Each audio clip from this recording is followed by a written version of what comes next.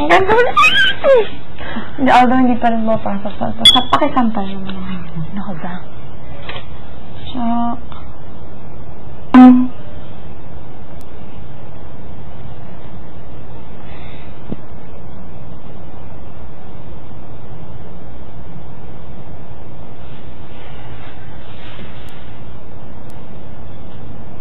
Ay, naku. For sure. Naka-red carpet din sa body lumabas.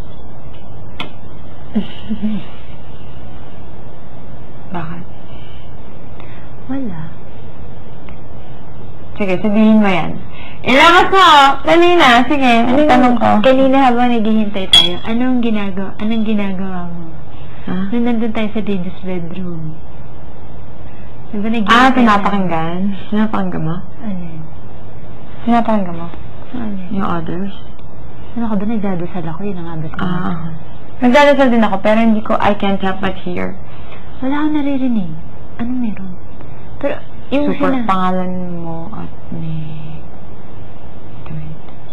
Ano ka ba? Nung anong tawag dito? Nung kumakanta si Mickey. Hindi, kasi nakalaki yun. Hindi ko alam. Ang lakas. Super lakas. Hindi ko alam kung saan pero... Ang saya ko. Alam mo, pinagdadasal ko kanina. Sige, sa labas ko na. Sabi ko na pinagdadasal ko. Ano? Sa labas na lang. I mean, sa labas. Oo, bakit? Basta. Hindi ako maka-away. Siguro binenta ng nanay ko yung... Alam kong gusto ng nanay ko. Makapuntang Hong Kong, Disneyland. I mean... Oo, nung pumunta pala ako ng Hong Kong, hindi kami magkasama. Ano ka ba? Bakit Hong Kong Disneyland din nakapunta ka na dun? Hindi pa ako nakapunta Hong Kong Disneyland. Sa States.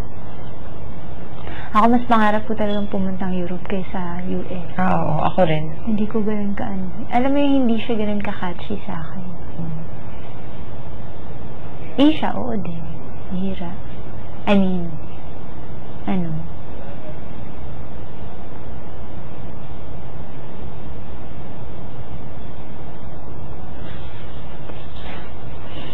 huwag na natin yan isipin. Ang isipin natin, dito tayo, umabot tayo sa Big Four, hindi natin akalain, pero... Hindi pa rin papasok sa utak ko. Ako, alam mo sa totoo lang, Gian, hindi naman sa pero, yun nga yung sabi ko sa'yo bago ako pumasok dito, ang lakas-lakas talaga ng loob ko. Lahat ng nakapalibot sa katakot. Ay, naku, kung ako sumagot. Ako hindi, kasi iba ako nung bago pumasok dito. Mukhang naloka si kuya nung pumasok ako. Actually, sinabi niya. Siguro more on ang nag-aano sa akin kasi sobrang bilis ng pangyari na kanina lang nagbibiroan kami ni Bodhi. Tapos ngayon, siya. Pero yung yung pag Big Four, yung ngayon, yung nandito. Siguro hindi pa siya yung sobrang wow, ganun kalaki, ganun pero mansaya ko na andito ako. Sobra. Sobrang feeling ko ang daming responsibility na nasa akin ngayon. Ano yun? Hindi mo ba kaya? Di ba kaya mo naman? Hindi ko kaya. Ayaw sabihin, sobrang kaya. Eto nga, Gian Di ba, laging sinasabi ni Mickey, yung nag-sacrifice siya. Si Wenz, maraming pinagdaanan dito. Ikaw, ang daming pagbabago. At ako, talagang... Super dami ko sacrifice. Gosh, pati school ko sinacrifice ko, papasok pa lang. Yun na nga, ang tao, para sa akin ang tao, iba't ibang klase yung pinagdadaanan. Pero pare-parehas na amount. Kaya lang, ang tao kasi iba-iba. So, iba-iba din kung paano nila sinusolusyonan yun. Iba-iba din kung paano nila hinahawakan yun.